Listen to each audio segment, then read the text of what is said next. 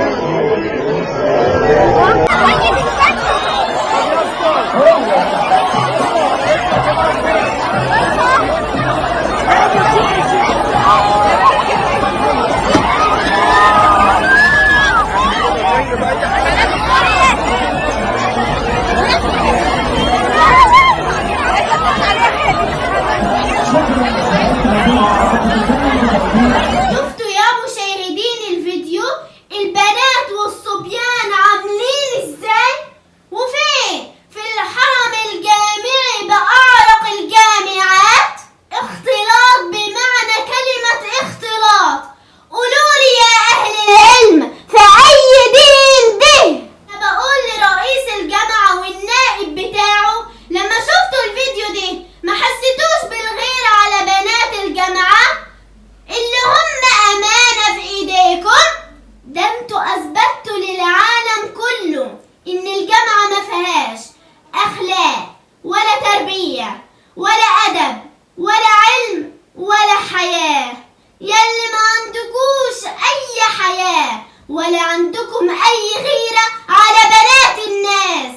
علشان كده يا رئيس الجامعة ترتيب جامعتك 1522 عالميا.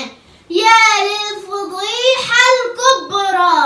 وجيت في الآخر وعمتها وخليت البنات والصبيان زي العجينة قدام الناس كلها.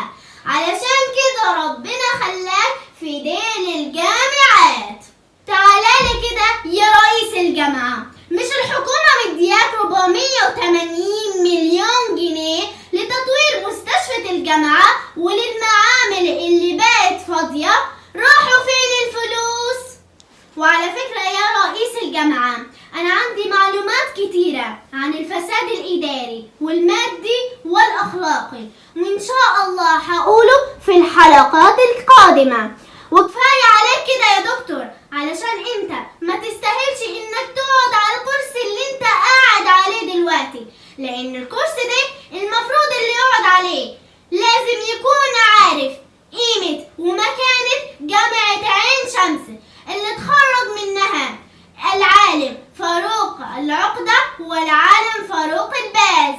وانا بطلب من كل مشاهديني ومتابعيني في كل انحاء العالم انهم يعملوا شير ولايك للفيديو علشان الفيديو يوصل لرئيس جامعة عين شمس، وكمان علشان كل رؤساء الجامعات يحافظوا على بنات الناس. وكانت معكم مريومة الغلابة عاشقة مصر من إيطاليا، وإلى اللقاء.